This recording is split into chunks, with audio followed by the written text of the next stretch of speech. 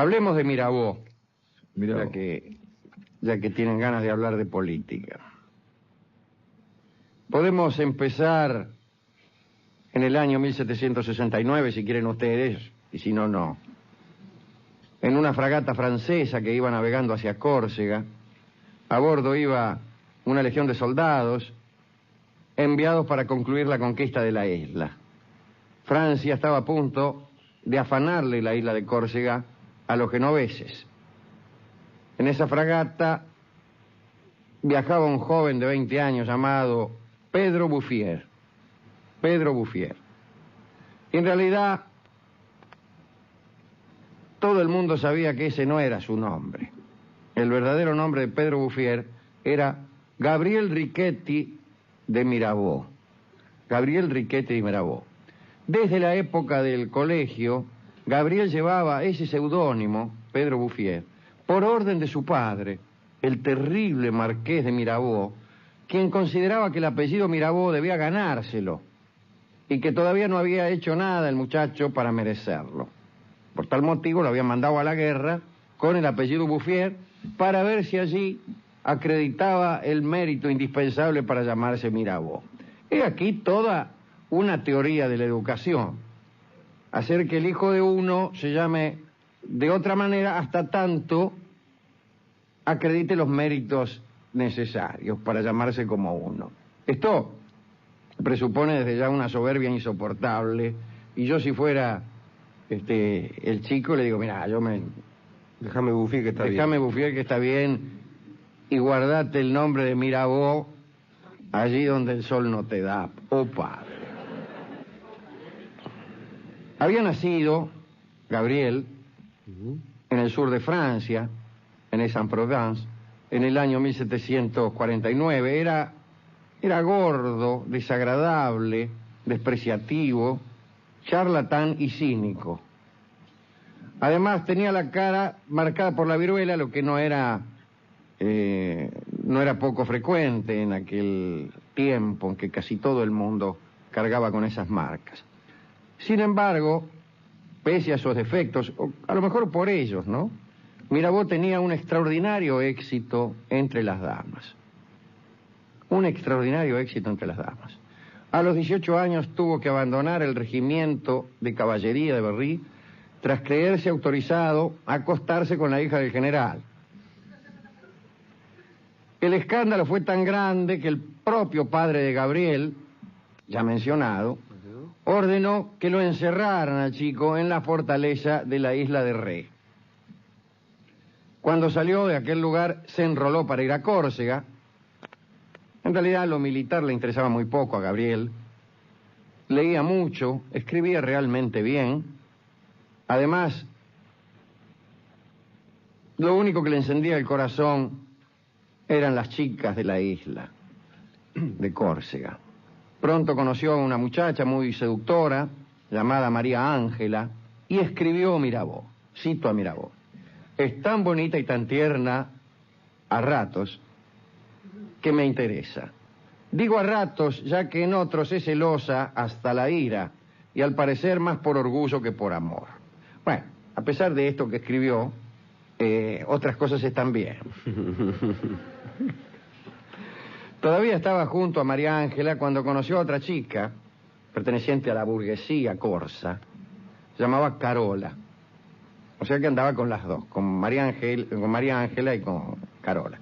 Y una noche la otra, María Ángela, encontró en un bolsillo de Mirabeau una carta de Carola. Al instante, escribió a su rival y la retó a duelo. La mina retó a duelo a la otra mina. Se encontraron las dos y se disputaron a Mirabeau a cuchillazos. A tal punto que terminaron gravemente heridas, sobre todo Carola, que quedó con una enorme herida, pobrecita, desde la garganta hasta la frente, que prácticamente la desfiguró. Y Mirabeau, futuro tribuno, abandonó precipitadamente la isla. Hizo lo que todo hombre decente hubiera hecho. Salió rajando. De vuelta en Francia, Mirabeau se instaló en uno de los castillos del padre y allí encontró a su hermana Luisa, a la que no veía desde hacía 7 años. La joven se entusiasmó al ver a su hermano, y Gabriel también. La recordaba feucha y regordeta, y se había transformado en una joven adorable. Fueron a pasear por el bosque, se mostraron tiernos y afectuosos, y por fin en el fondo de una avenida, Mirabeau la trajo hacia sí y la besó de modo muy poco fraternal. Bueno, se perpetró un incesto mondo y lirondo, que no le causó a ninguno de los dos remordimiento alguno. Pero al poco tiempo los comentarios de la gente del pueblo les hicieron la vida imposible. Ya se sabe cómo es la gente del pueblo cuando uno tiene un romance con su hermana. Así que semanas más tarde, Gabriel abandonó el castillo familiar y se dirigió a París. Llegó a principios de 1771 y en la capital, imagínese, se lanzó con todo entusiasmo a levantar minas. A levantar minas de la corte, que son las mejores, ¿no? Dicen que el ardor amoroso de Mirabeau rozaba lo patológico, disculpen ustedes. Voy a entrar en algunos detalles. Si las damas quieren retirarse, no lo hagan. Las crónicas explican que Mirabeau sufría de priapismo, una enfermedad muy molesta que constantemente lo ponía en disposición galante, por decirlo así. ¿Cómo se contagia eso? Tenemos cierta elegancia para decir las cosas. ¿Cómo no?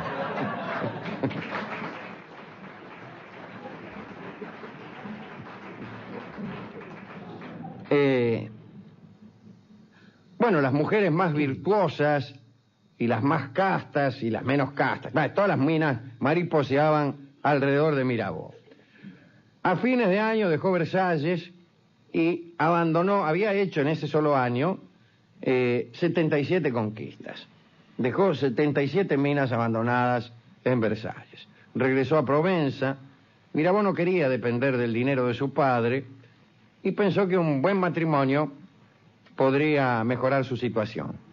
Y se fijó en el mejor partido, en la mina más codiciada de la comarca, Emilia de Cobé. Tenía 20 años y era más linda que cualquiera, que tanto ni que tanto.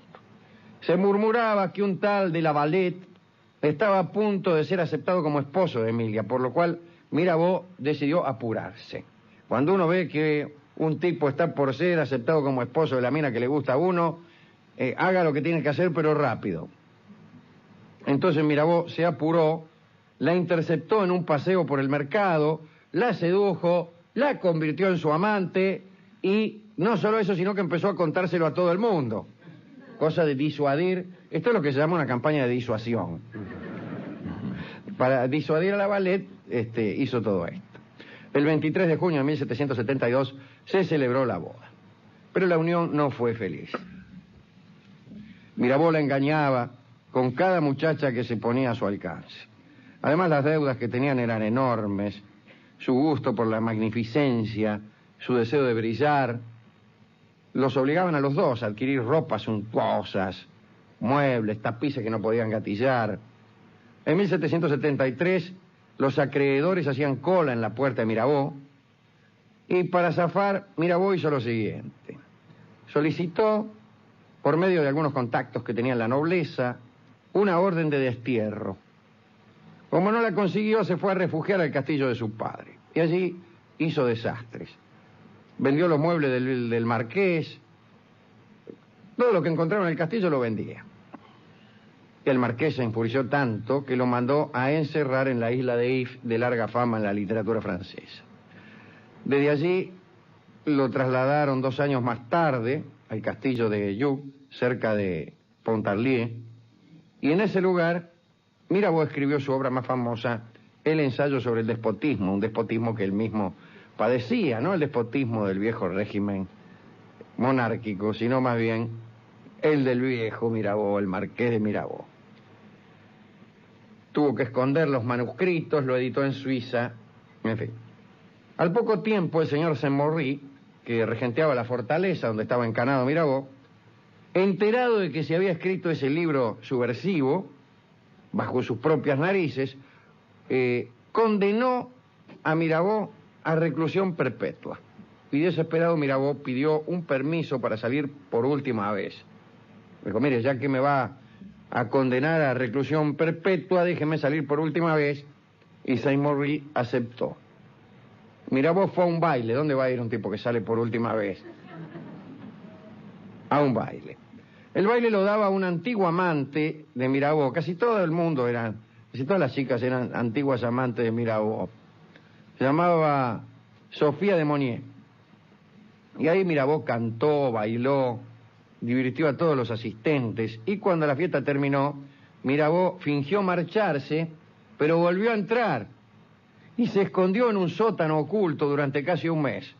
Y mientras tanto todo el ejército lo buscaba en la frontera. El tipo estaba ahí, en el mismo lugar donde se había realizado su última milonga. Después Mirabeau partió a Dijon, le dijo a su amante que haría que la raptaran a los 3 meses. Mira, yo dentro de 3 meses voy a hacer que te rapten y nos juntamos. Y así fue. El 24 de agosto de 1776, 2 hombres pagados por Mirabeau raptaron a la señora de Monnier y la llevaron junto a él. Se fueron a Holanda y allí fue donde Mirabeau se consolidó como un político opuesto al régimen de la monarquía francesa. Andaba siempre escondido, dada su situación ilegal, entró en relación con editores, con políticos, con escritores y pensadores que conjuraban en aquella época contra los regímenes monárquicos de toda Europa. Mirabeau empezó a escribir al servicio de sus nuevos amigos. Los primeros folletos que escribió fueron contra el rey de Inglaterra, Jorge III. Instaba directamente a la rebelión de los soldados reales. En 1777 se pidió la extradición de él y de su amante Sofía y la consiguieron. Fueron trasladados a París. El tribunal los condenó por contumacia al ser... Directamente a él lo condenó a ser decapitado por los crímenes de rapto y seducción. Seducción de la mina que se había llevado con él. A ella la encerraron en una casa asilo de Besançon. Mirabeau fue conducido primero a la cárcel de Vincennes. Ahí conoció a otro recluso famoso en la cárcel de Vincennes, al marqués de Sade, que estaba en Cana. Qué cosa, ¿no? Ir en Cana y que justo esté preso el marqués de Sade. Che, ¿quién te tocó de compañero de celda? El marqués de Sade. Oh. Imagínense, Mirabeau casi no dormía. Claro. Y el otro más o menos. Claro. El caso es que no se llevaron bien, Y la causa de su discordia era el amor que sentían por las mujeres, ya que cada cual veía en el otro un rival. Y se enviaban cartas groseras a través de los guardias. Sin versito. Versito, qué sé yo. Y estaban encerrados ahí, y a pesar del encierro parece que Mirabeau consiguió seducir a todas las mujeres de los carceleros. Como le era imposible salir de la celda, se ponía a cantar. Se asomaba a la ventana, interpretaba aires provenzales, y las muchachas se reunían al pie de su ventana para escucharlo cantar a Mirabeau. Y bueno, y después no sé cómo haría.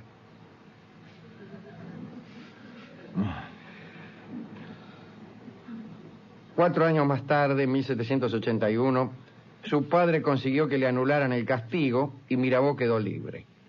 Se disfrazó de cura y fue a visitar a Sofía, que la habíamos dejado, ¿se acuerdan?, encerrada en el convento. Se metió en el convento, la encontró, pero estaba muy demacrada. Y Mirabeau no disimuló su decepción. Dijo, ¡ah! Y ella se puso a llorar, lo que todavía, imagínese, la afeó más. Y Gabriel huyó nuevamente. Más tarde Sofía se ató de brazos y piernas y se asfixió con el brasero. Tenía 27 años.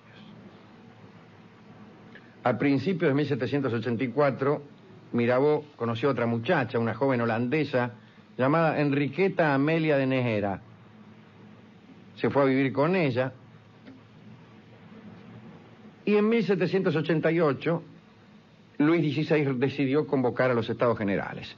Inmediatamente Mirabeau comprendió que la política podría proporcionarle algunos beneficios, se presentó como diputado, la holandesita le pagó la campaña, y a finales de aquel año fue elegido diputado. Y bueno, ahí conocemos al Mirabeau recordado. Las dotes políticas de Mirabeau eran fabulosas. Gran elocuencia en los debates, sobre todo los de la Asamblea Constituyente. Fue quien propugnó el establecimiento de la igualdad civil, la abolición de los privilegios de la nobleza y el clero, etcétera, el político. Pero su participación en el proceso revolucionario, aunque importantísima, no duró mucho, porque en marzo de 1791 cayó gravemente enfermo Mirabeau. Sucedió esto. Parece que acostumbraba a participar en orgías interminables. Y bueno, y parece que cierta noche había conocido a 2 bailarinas de la ópera y para mejor atenderlas se tomó unos específicos a base de cantárida que lo fulminaron. Lo fulminaron. Ante el estupor, me imagino, y un cierto desengaño de las bailarinas. Murió un 2 de abril de 1791, tenía 42 años, mira vos, ¿eh? Inmediatamente la gente pensó que se trataba de un envenenamiento, se acusó a la corte, a Marat, a Pétion.